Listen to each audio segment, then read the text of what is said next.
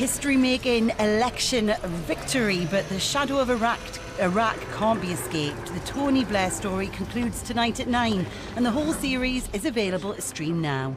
Now, a Channel 4 News special.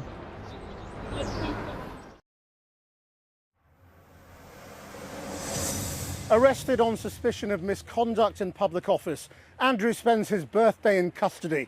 Can the British monarchy survive the shame of the eighth in line to the throne?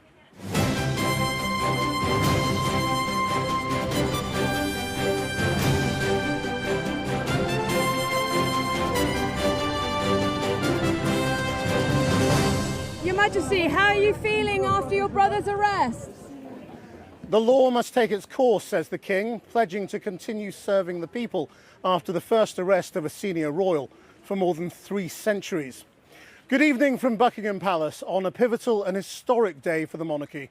Thames Valley Police arrested the former prince this morning on the Sandringham estate, where he had recently been forced to move by the King.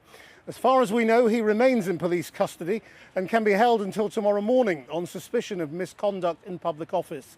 It follows the release of emails allegedly showing he'd sent government documents to the paedophile financier Jeffrey Epstein about his official trips as a UK trade envoy.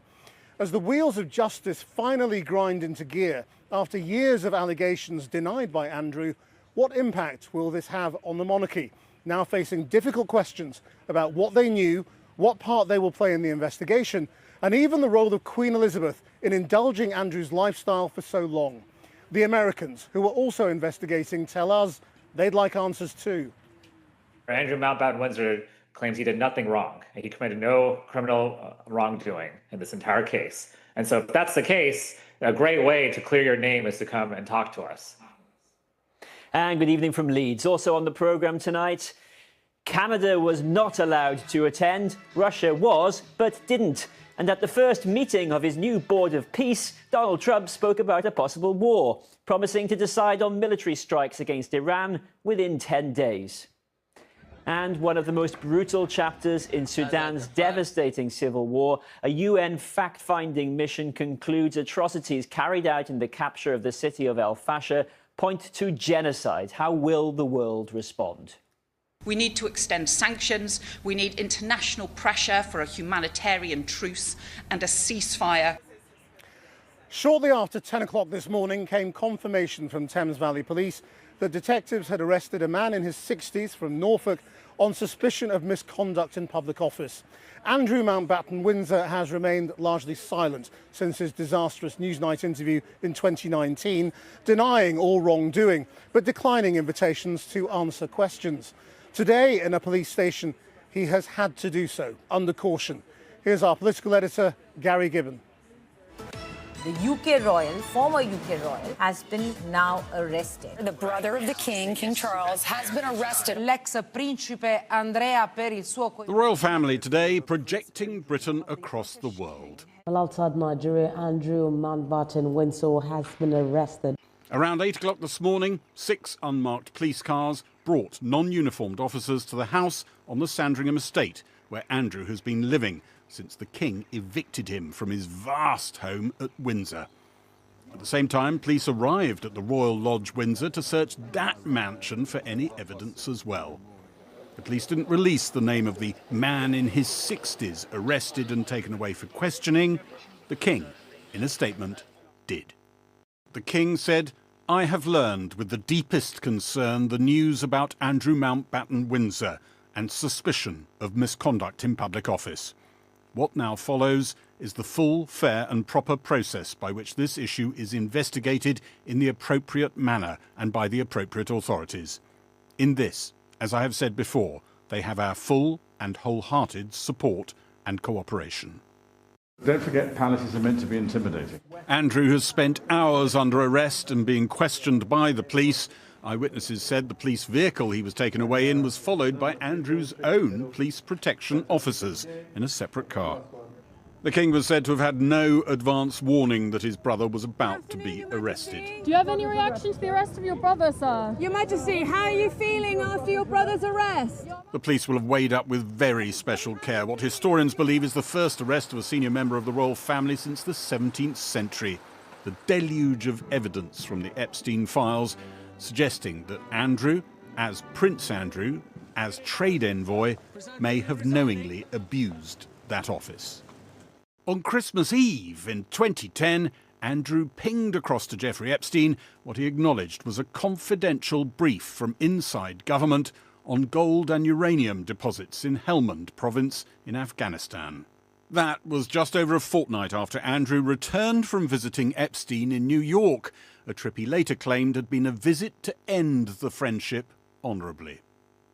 In July 2010, 2 years after Epstein's paedophilia conviction, Andrew's top aide emails about setting up a small investment, highly private office for high net worth individuals targeting Chinese. It has the appearance of a joint Epstein-Andrew profit-making enterprise. The email suggests we very discreetly make PA Prince Andrew part of it and use his aura and access. With the same haste seen in some of Lord Mandelson's contacts with Jeffrey Epstein, no sooner have government visit reports for Vietnam, Hong Kong and Shenzhen in China arrived in his inbox, and they are pinged across to Jeffrey Epstein within 5 minutes. Some say the police should have moved much faster to take statements or consider investigations into sexual assault and trafficking allegations, which surfaced years before the latest Epstein images and emails. When the state is the alleged victim, you get this movement of power towards somebody in power. But when a woman is a victim or alleged victim, it moves at a ridiculously slow pace. The police, who swear an oath to the Crown, may in the coming weeks pass a file to the Crown Prosecution Service. Any case would come to the Crown Court, a story that could end in one of His Majesty's prisons. What's your reaction to your brother's arrest, Your Royal Highness? The Princess Royal was visiting Leeds prison just after news of her younger brother's arrest, the tradition of service that the King and his mother long espoused, and which Andrew always claimed he did too. Certainly in my case, I am not doing this, as it were, for my own good. I am not getting any return for this. This is all done on behalf of the UK. It's not done on my behalf. If I was doing it, I wouldn't, as it were, allocate my time in this way. The former Prince Andrew has been arrested. The ex-prince, as the world's bulletins dubbed him, may, like many before him charged with an offence, have said little or nothing to the police under questioning. Your experience looking back, on the whole at this stage, do people tend to, on legal advice, say virtually nothing? Yes, they don't know what the police know, and it's ordinarily appropriate. If I was advising him as a defence lawyer, I'd say nothing at this stage, because don't give them any more than they already have, and you'll get another opportunity. You'll be interviewed at some later stage where you can give a fuller account. That's, I think, what will happen in this case. Recent scandals for the royal family have often revolved around personal relations. He will be painfully aware that this moment strikes at the whole purpose of the institution of the monarchy. And Gary's with me now. So if he's still in custody, in a custody suite, has he seen the inside of a cell? He may well have done. It looks as though the police are very keen to play this by the book. And in those circumstances, yes, he would have gone into a custody suite. He would have been searched. He might have had a DNA swab, fingerprinted. And yeah, while he was waiting for his lawyer to turn up, because he was ambushed by all of this, wasn't expecting it at 8 o'clock this morning, he might well have been sitting in a police cell with a loo and a bed and not much else. So if the police are playing it by the book, you wonder also about this whole business of him being arrested. Lord Mandelson wasn't arrested, but his properties were searched.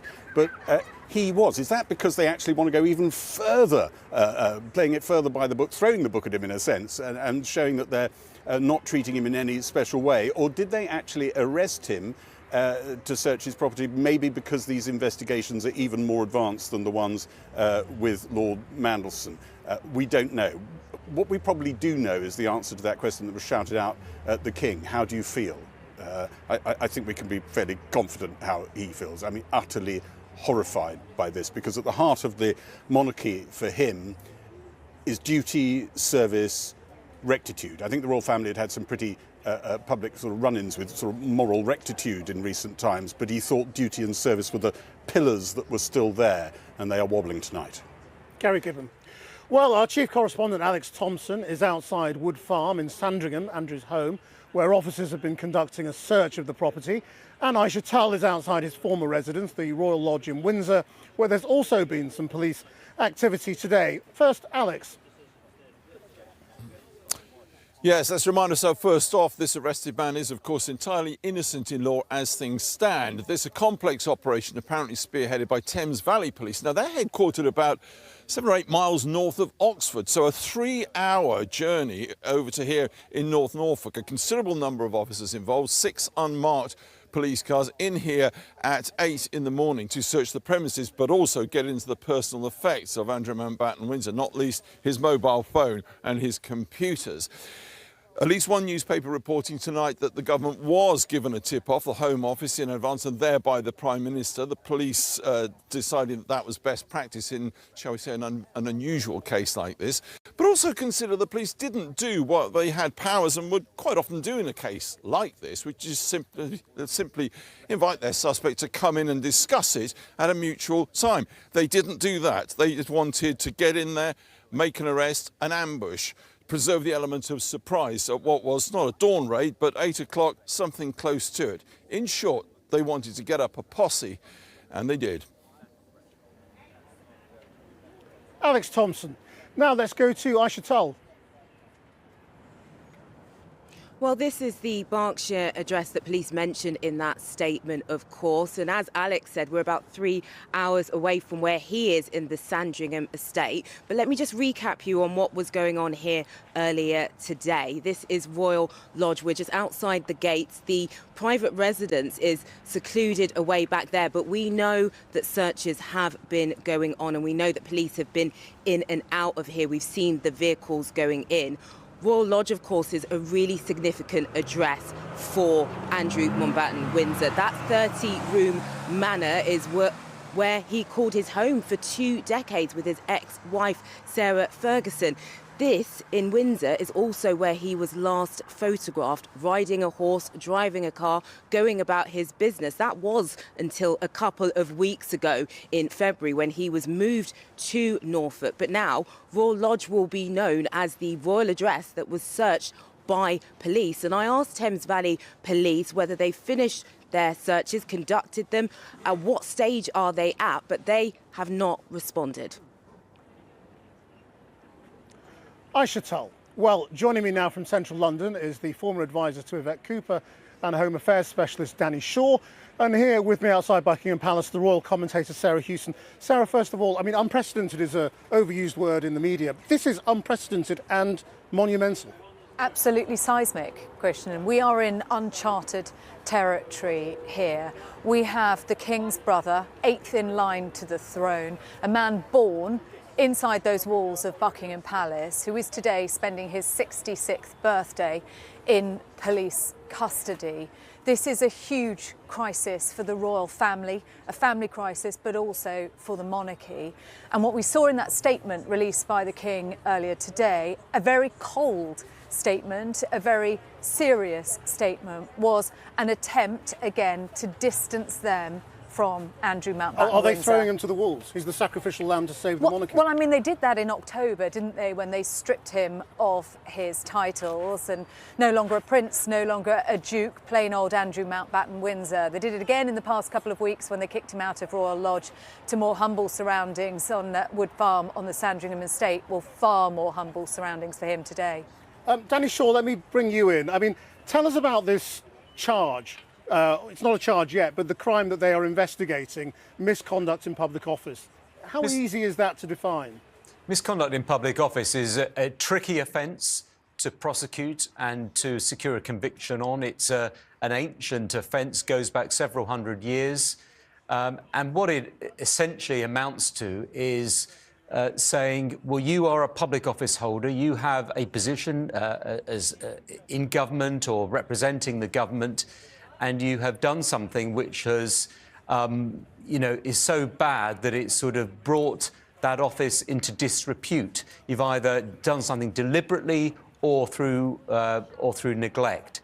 There have been successful prosecutions. One thinks of prison officers and police officers who were passing information for money to journalists, some 10, 12 years ago, offences like that. And there have been other such cases like that as well.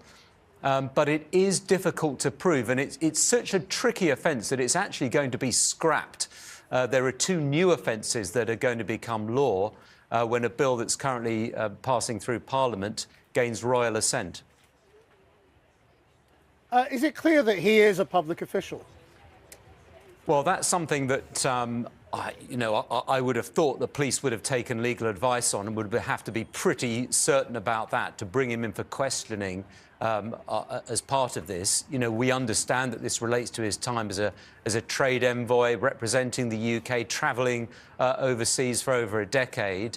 And they would have been pretty certain about that, I think, before launching this investigation, bringing him in for questioning. Sarah, I mean, obviously this is about the emails, as far as we know, the misconduct in public office. It doesn't go to the other allegations that Thames Valley are also investigating, which are about trafficking. No, and what's remarkable about this is this has only emerged since January in the Epstein files. We have had years and years of allegations around sexual misconduct, around trafficking by Jeffrey Epstein. Allegations Andrew has denied any any wrongdoing. And which the police didn't investigate. Which the police didn't investigate. And actually what is saddening today is that it has been very quick to arrest Andrew on allegations of misconduct in public office. But all of those years where Virginia Giuffre has been making her allegations and pushing, and the victims and survivors of Jeffrey Epstein have been desperate to see justice, they haven't seen that. And they still haven't seen that today. Yes, we've had the statement from Virginia Giuffre's family to say that this is the moment they've been waiting for. But actually, this doesn't yet acknowledge any of the suffering of Jeffrey Epstein's victims. When you think about who else is going to have to be questioned as part of this investigation, palace staff, potentially politicians, other members of the royal family, I mean, I bet they'd like to question the king, but any prosecution gets brought in the king's name, so I guess they can't. I mean, this is just the beginning of, an enormous scandal. It is the very beginning of a very long and grim and difficult story. And you're right, because Andrew, as a member of the royal family, a former prince, a former trade envoy, does not operate in isolation or as an island. Everywhere that he went, he was surrounded by aides or security. What did they know? Who did they tell? What did they see? What was known inside palace walls? There are some very, very serious questions still to be answered. Danny, I mean, the people who will know a lot of the secrets are, of course, the police protection officers. How will Thames Valley Police approach trying to get the truth out of them? Well, some of them may already have contacted police. We won't necessarily know about that or have been told about that. And if they believe that the protection officers can provide further information, they'll contact them and ask them if they've got information that's useful for the investigation. But, they will keep this very much under wraps. There's probably a lot of work going on behind the scenes that we're not aware of. My experience of these matters is that police are quite often one step ahead of us. That I think was proved today when they launched this arrest. Everyone was expecting him perhaps to be interviewed under caution voluntarily, but the arrest gives them that element of surprise. It enables them to conduct immediate searches of his property, and it sends a very powerful message, doesn't it? It's symbolic. It says, we are taking this really seriously. No one is above the law. If we can arrest a member of the royal family, we can arrest anyone. Danny Shaw, Sarah Houston, thank you both very much.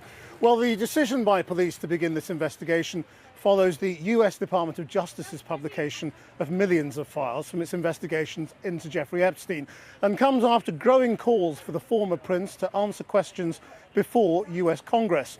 Our US editor, Anushka Astana, joins us from Washington. Anushka. as you can imagine, this is huge news here in the US, and not least because this is where this originated, here in Congress. This is where the pressure mounted, where the votes took place in order to release those files. Now, to be clear, the Department of Justice knew exactly what was in the files that were released. The Deputy Attorney General, Todd Blanche, has told us that officials went through it line by line. So they will have known about any potentially incriminating information about Andrew or about anyone else. And that has led to a frustration I'm going to stop you there for a that second. there isn't more action here. We're going to come back to you in a moment because we're having a problem with your video. But earlier today, the Democrat Congressman Suhas Subramanian, who sits on the House Oversight Committee, which has been investigating Jeffrey Epstein, spoke to us. And last year he spoke to, and he wrote to Andrew Mountbatten Windsor to request that he answer questions from the committee. When I spoke to him earlier, I asked him what he made of this arrest. It appears the law enforcement in the UK believes he committed a crime.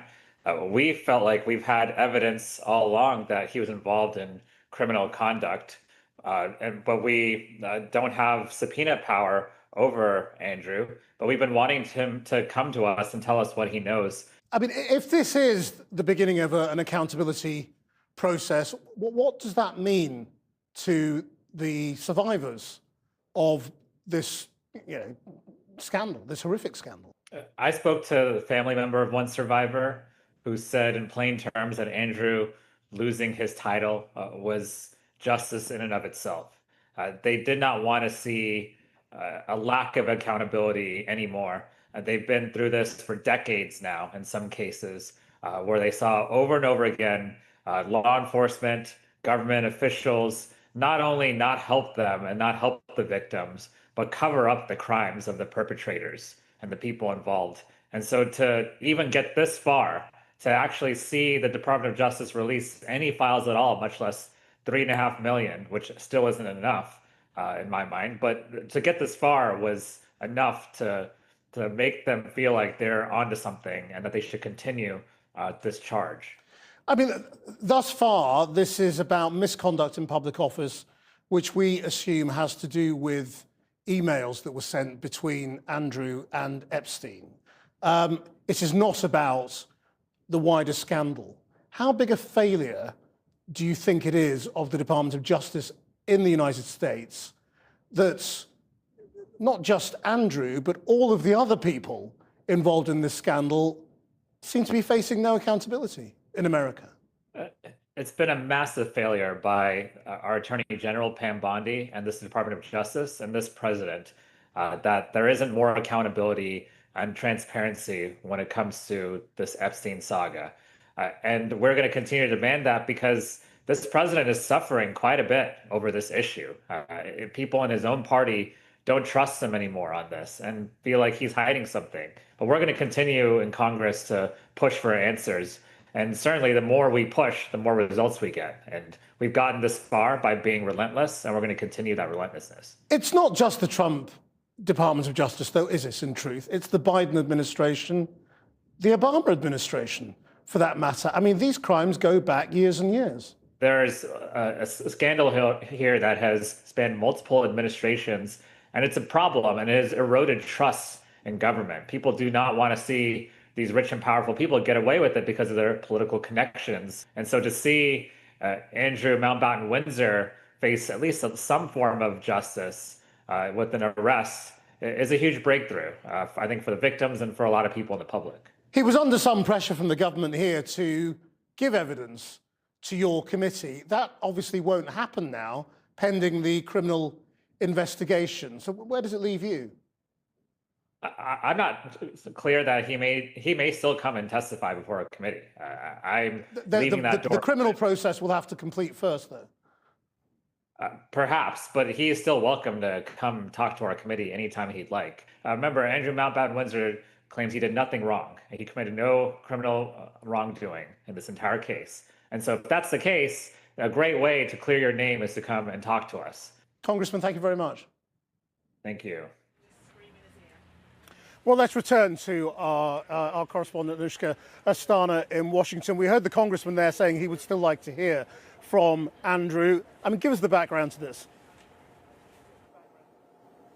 Well, as I was saying, Krish, this is huge news here because it originated here with lawmakers like the one you were just speaking to. This is where the pressure and the votes happened to release those files. And one thing that we do know is that the Department of Justice knew exactly what was in those files. The Deputy Attorney General, Todd Blanche, has told us that they reviewed it line by line. So they will have known about any incriminating or potentially incriminating information about Andrew, but also others. And I think that has led to a frustration here. They welcome action in the UK. They asked, why isn't there more action here in the US? The former Congresswoman Marjorie Taylor Greene has posted a comparison on social media saying Andrew arrested in the UK, 0 Epstein-related arrests here in the US. Last week I was speaking to Congresswomen who were also on that committee, Jasmine Crockett and Melanie Stansbury, and they were saying the same thing. Good for the UK, why not here in the US? But look, I think there is also a frustration beyond that about where these criminal investigations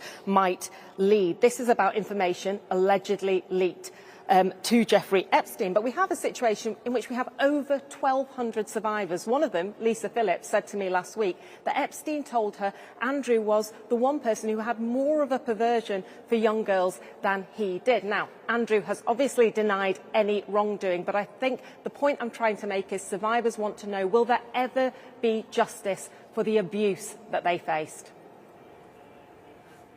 Anushka Astana, our US editor, and in the last few minutes Andrew has been pictured leaving a police station following his arrest, so he's not going to spend the night in the custody suite. Well, it's a little under 3 weeks since millions more Epstein files went live, prompting the inquiry into misconduct in public office by Thames Valley Police.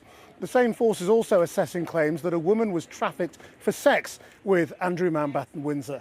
But other forces have been slower to act after previous revelations from the files, as our Home Affairs correspondent Simeon Brown reports. It was once unthinkable that a man born a prince could die a prisoner. Andrew Mountbatten Windsor will face interrogation for sharing sensitive information with Jeffrey Epstein. But what about the sex crimes Epstein is alleged to have committed in the UK? According to flight logs, the UK was a destination for Epstein's private jet, the so-called Lolita Express. On planes operated by Epstein, the passengers included women who alleged they were victims of exploitation. This is a sample of dozens of journeys across 3 decades that included introducing Virginia Giuffre to Andrew. Today her family welcomed the news and said this was a win for Epstein survivors. To some, the elephant in the room is that Andrew Mountbatten Windsor is not under investigations over the allegations made by Virginia Giuffre and other women that were made to the Metropolitan Police, allegations that Andrew has always denied.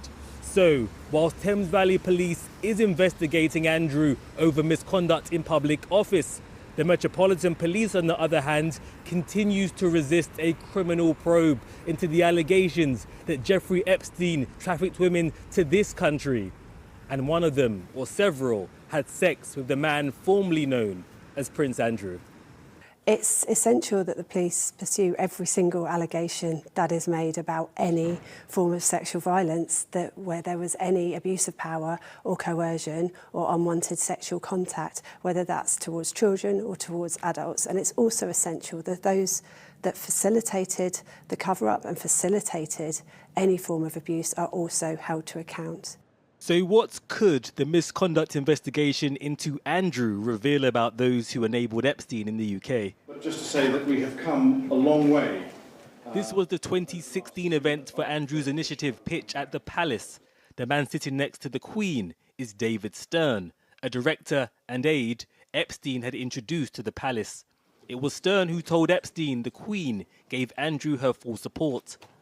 And Channel 4 News has uncovered emails further illustrating Stern's role as a middleman, even after Andrew claims he cuts contact with Epstein. Stern, who was supposed to be an aide of Andrew, was even updating Epstein on the whereabouts of Lord Mandelson. Here he says Mandelson will be in Beijing and Andrew back from Scotland. In 2010, when Andrew invited Stern to a meeting on June 7, Stern asked Epstein for permission to go.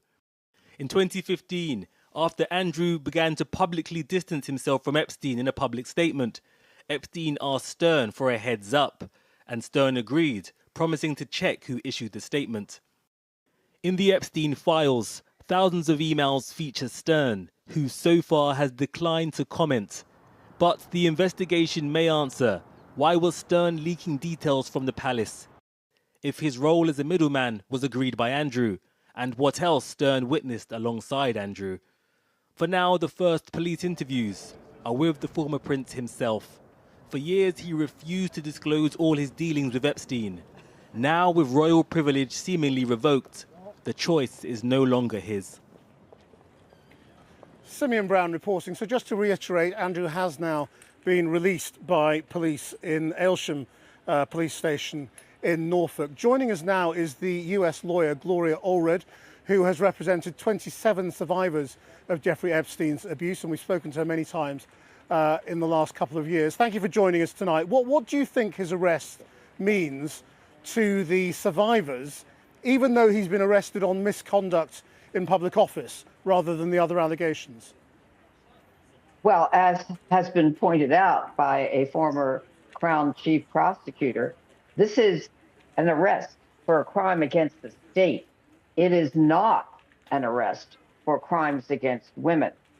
So he is now facing the criminal justice system in the UK. I have been calling on him publicly many times, probably on your program as well, since 2019 to speak to the FBI, to speak to Homeland Security in the United States, to help to assist the investigation of what happened to so many child victims who were sex trafficked and adult females who were sexually exploited. He never did. He only gave that interview on the BBC, not under oath, without any legal duty to tell the truth, which is not the same as saying that he didn't tell the truth, but I don't know that he did.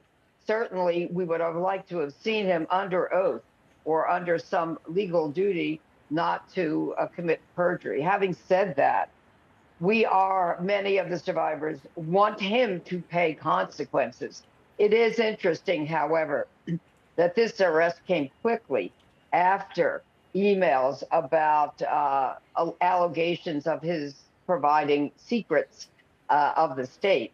And yet we are still waiting for any crimes against women, if there are any, to be prosecuted. Now, just while we speak, I want to bring up the image of Andrew leaving the police station. It's an image I'm sure that's going to become memorable and historic, and we'll just leave it there for people to look at while we continue speaking. I mean, isn't it striking and alarming to you that while these processes are going on in Britain, there is almost no accountability in the US? Absolutely. And I've said here, for example, on CNN, that when we look at the UK and their efforts at accountability, this is what democracy looks like. We don't have democracy in the United States anymore. There are allegations of a cover-up. You have so many billionaires and famous men who are not facing any real accountability, certainly no accountability in the criminal justice system. The only person who has been tried and convicted, Krishan, is Ms. Maxwell, a British citizen. And so, UK is a model. It's not fast enough for many survivors. Again, there's no prosecution for any crimes against women. However, it is definitely more than we are seeing in the United States. But I do commend so many survivors speaking out and getting these files released. This is what we mean by empowerment. This is the Me Too movement, and this is the reckoning. Gloria Allred, thank you very much indeed for your time. Well, we'll be back later here at Buckingham Palace in the programme, but with more of the day's other news now. Let's go to Kieran in Leeds. Thanks, Krish. Now, representatives of more than 45 nations gathered in Washington, D.C. for a meeting of President Trump's new Board of Peace. In attendance were dictators, autocrats and strongmen. But some of America's closest allies over the last 80 years were absent. On the agenda, the peace plan for Gaza, where Mr. Trump declared the war was over, apart from little flames, he said. But the threat of war with Iran loomed large, with the president saying he'd make a decision on airstrikes within 10 days. Here, once again, is our US editor, Anushka Astana.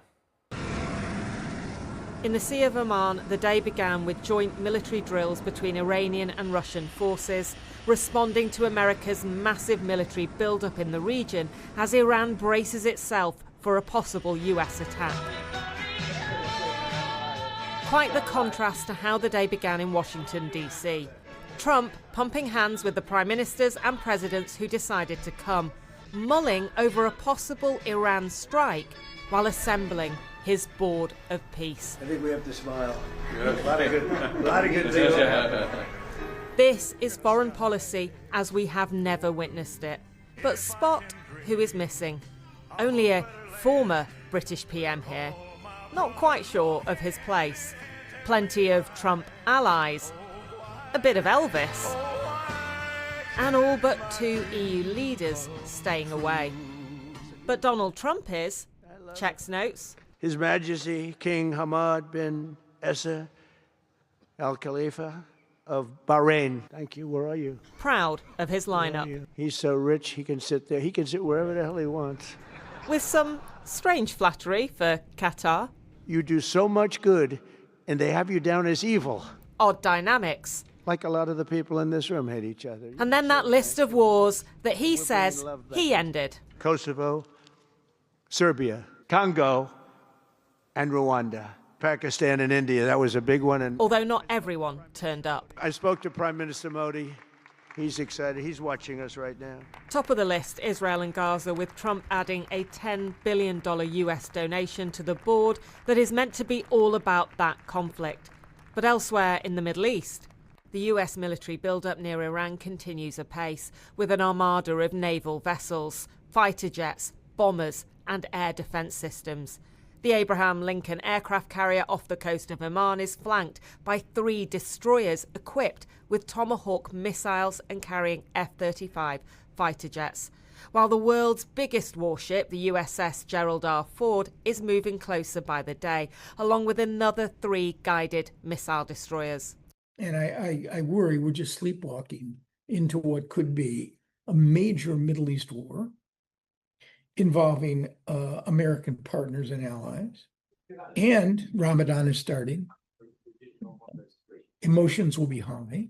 And I wouldn't rule out if it becomes that sort of shock and awe campaign, I would not rule out terror strikes in Europe. And presumably that would then shift attention from Gaza. Exactly. There's no way you're going to be able to focus on Gaza. And while Trump has clearly brought some respite to Gaza, Israeli strikes are still happening. People are still dying. There is so far to go. And critics ask, how can the Board of Peace succeed when Palestinians don't even have a seat at the table? Anushka Astana. A UN report has found the actions of the Rapid Support Forces paramilitary in the Sudanese city of El Fasher bear the hallmarks of genocide. Thousands were killed and raped over the course of 3 days in October. After an 18-month siege by the RSF, they targeted non-Arab communities, particularly the Fur and Zagawa groups. The Foreign Secretary, Yvette Cooper, said the findings were horrific and called for a ceasefire in the war between the RSF and Sudan's armed forces. Our international editor, Lindsay Hilsum, reports, and a warning, her report contains very distressing details. The children were taking donkey carts to collect water from a well in West Kordofan yesterday when the drone hit. Another atrocity in a war of atrocities. Every few days, someone in Sudan films the horror in their town or village. An airstrike earlier this month by the Sudan Armed Forces on a market near the border with South Sudan. A trench of dead bodies just outside the town of El Fasher last October. The Rapid Support Forces, the RSF, unwittingly provided evidence by videoing themselves killing prisoners when they took the town. The murder, rape and other war crimes the RSF committed in Al Fasher were targeted on Zagawa and 4 people. A new UN report says they bear the hallmarks of genocide. One woman told researchers how she was tortured. Strapped to a tree for days, raped by 2 men at the time, hung up again on the tree, tied up to the tree again, thrown food on the floor to eat between the rapes. And then at one stage, as she was like extremely weakened, extremely tired, and this happened for days and days and days until one day, one of them was sleeping and the tides were better, she managed to escape. Taking Al Fasher completed the RSF control of Darfur, while the Sudan armed forces are strongest around Khartoum and Port Sudan. Fighting has moved to the Kordofans, especially around El Obeid and Kadugli, while a new front has opened in Blue Nile, around Bau and Kermuk on the border with Ethiopia. Today at the UN, the Foreign Secretary was clear about the need to bring the war to an end. We need action from across the international community, international criminal investigations and accountability for vile perpetrators and justice for victims. We need to extend sanctions. We need international pressure for a humanitarian truce and a ceasefire. And we need an end to the arms flows that are fueling this conflict. This war won't stop until the countries providing those arms cut off the supplies that are maiming and killing Sudanese. But there's little evidence that the UK or anyone else is putting real pressure on the United Arab Emirates, which evidence shows, despite denials, is arming the RSF, or Egypt and Saudi Arabia, which back the Sudan armed forces. Until they do, the suffering in Sudan will see no end. Lindsay Hilson there. Now, the Prime Minister has confirmed the appointment of Dame Antonia Romeo as Cabinet Secretary, becoming the first woman to fill the post. Sir Keir Starmer praised her professionalism and determination. But Channel 4 News has spoken to former colleagues who allege an investigation into claims of bullying in a past role was buried, a claim the Cabinet Office says is categorically untrue. Well, our reporter Andrew Misra has the story in Westminster. Andrew. Kieran, amid all the controversy, they've done it anyway. Antonia Romeo becomes the first woman to hold the most senior civil service post. She's moving from the Home Office. By appointing her, though, Number 10 has gone against the warning made by her former boss at the Foreign Office, Simon MacDonald, on Channel 4 News last week about a 2017 Foreign Office investigation into allegations of bullying when she was working in New York. 3 senior sources told this programme that investigation found a case to answer and that the Cabinet Office, quote, buried the findings. The Cabinet Office says that is categorically untrue and has repeatedly insisted that there was no case to answer. And so now, while the uncertainty about whether this appointment happens or not has gone away, the war of words is very much continuing. We've had some reaction today from senior officials. One message reads, Antonia Romeo's appointment is shocking and profoundly disappointing given her past behaviour. Another said, I am not surprised that someone with powerful friends can find a way to dismiss the concerns of junior, mainly female staff, but it does suggest the government has not learnt lessons from Mandelson's appointment. It shows a persistent lack of judgment in Number 10 over key appointments. Well, in response, the Cabinet Office has told us that full constitutional due process was followed and pointed us to a joint statement by former Cabinet Secretaries effectively rallying round Dame Antonia. As for Keir Starmer, he called Antonia Romeo an outstanding public servant, and he thinks that she is someone that gets things done, and getting things done right now is a priority for a Prime Minister who's trying to reset. Andrew Misra. After the break, what next for Andrew, freshly released without charge from police custody?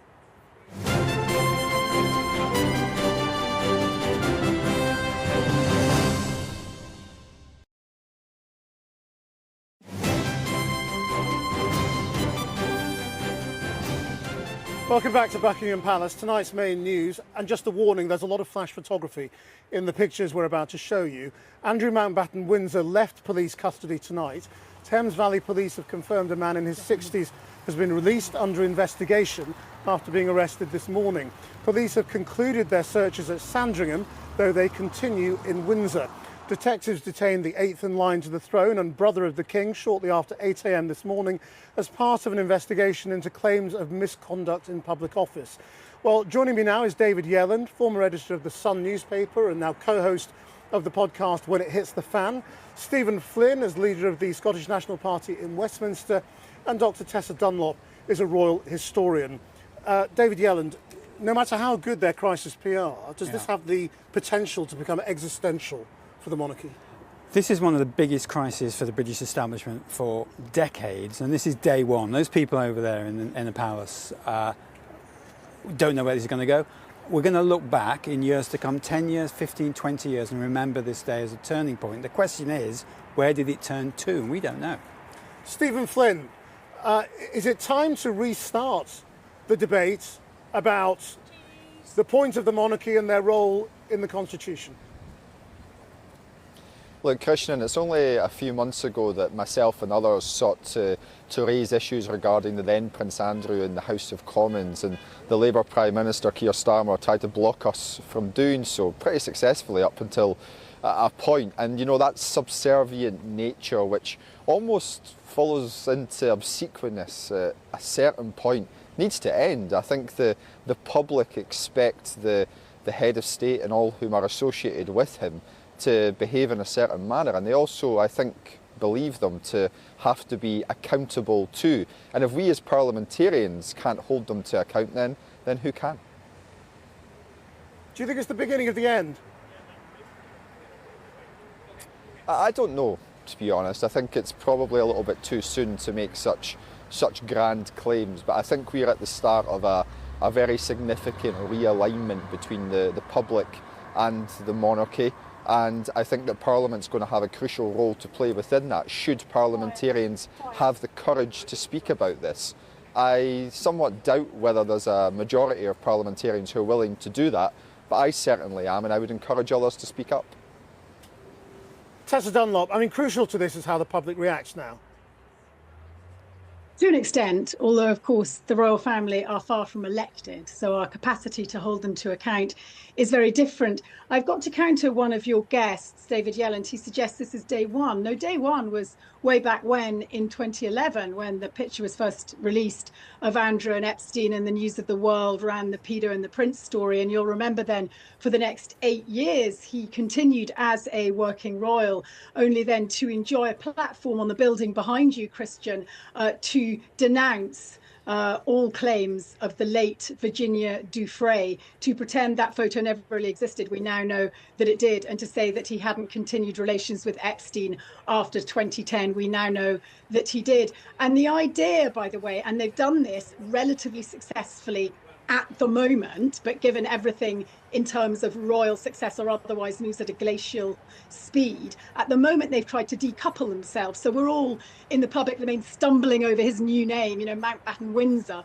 But as you rightly pointed out in your introduction, he's eighth in line to the throne. It's worth bearing in mind, actually, when he was born exactly 66 years ago today, he was the first child to be born to a reigning monarch in over 100 years, the first one also in Buckingham Palace. You can't unroyal Andrew. David Yelland, I mean, if you think back to your time in the press, how protected were the royal family by the establishment, and by that I also mean the media? Well, they have been protected for decades by a sort of subservience. There is a sort of, I used to think sometimes when I was editor of The Sun, the only reason for the royal family was to sell copies of the newspaper I was editing. They both sides need each other. And Tessa's absolutely right. You know, these pictures have been around for a long time. But what I detect at the moment is the people, the public, and certainly people around the world, have completely lost faith in the royal family. And I think they are teetering on the edge at the moment. I think the statements today have been extremely good, both of them. The King's statement was extremely good. But who is looking at those? I think people over the age of 40 or 50 in the sort of middle classes, the establishment type people, they're looking at them. But the younger generations are not, and people around the world certainly are not. I don't think the royal family is in peril short term, but I think there's a real risk that the King's entire reign is remembered for the way he handled his brother. But we have this sort of strange sort of triumvirate of people, government, media, who have kind of sort of propped up this idea of the monarchy, even though it's not really been clear for quite a while what it is. That's right. And you wonder if at least two pillars of that, the public and the media, are going to change. Right. That's right. It's a joint venture. It's a three-way sort of deal that has kept them in business since the 60s. And that is why it is so. If this falls apart, then we will start to ask ourselves what the point of the royal family is. Constitutionally, of course, that's very dangerous. I don't think the royal family personally should go, but I think if the public starts to ask what is the point of them, then the whole thing peters out. Stephen Flynn, do you really think there's a better alternative? Yeah, of course I do. Look, I'm a Republican, and I have been for a very long time. I actually quite like King Charles. He's very good company, and he's the head of state, and he deserves our respect in that context. But look, I firmly believe that in a democracy that the people should have the final say.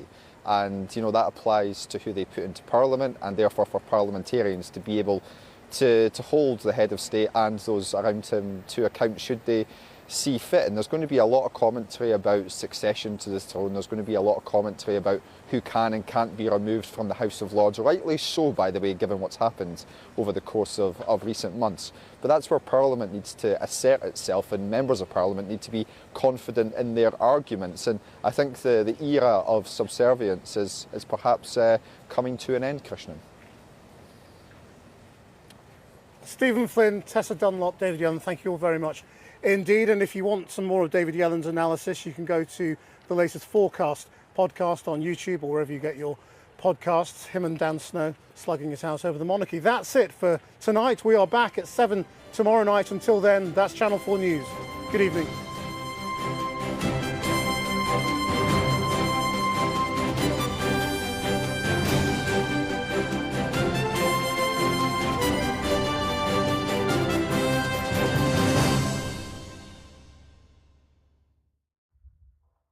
Good evening. Our weather's looking really unsettled over the next couple of days, so all of us will see wet and windy weather at some point.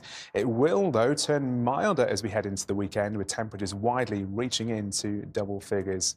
Here's the big picture then over the next couple of days. Low pressure responsible for keeping the weather unsettled, bringing in the rain, but also the milder air thanks to a west to southwesterly wind.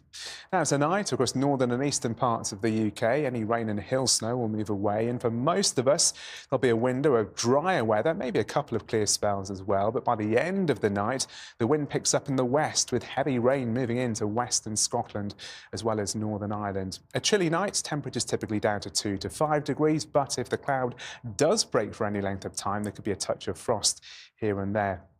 So a chilly start to the day for all of us tomorrow, and quite quickly a band of steady and locally heavy rain will sweep eastwards across many areas, strong and gusty winds as well. But notice behind the band of rain, skies will brighten, there'll be some decent spells of sunshine, but equally there will be bands of showers moving eastwards, and some of those could be heavy with strong gusty winds and maybe some hail and thunder mixed in from time to time. Here's the picture then in a bit more detail. This is 4 in the afternoon, and at this stage of the day for the Channel Islands and southern parts of England, it's bright and blustery with decent spells of sunshine, but as you can see, there will be some bands of intense downpours running eastwards on a strong and gusty wind, but once those move through, skies will brighten again with decent spells of sunshine. Temperatures tomorrow on the rise, 8 or 9 across the northern half of the UK, 12 maybe 13 Celsius across the south. Then for Saturday, to start the weekend, many northern and western areas will be cloudy with outbreaks of rain, steadiest and heaviest over the hills and mountains, brisk winds widely. It'll stay driest and brightest for longest across southern and eastern parts of England, and very mild in the south, highs of 14, maybe 15 degrees. Enjoy your evening. Take care. Goodbye.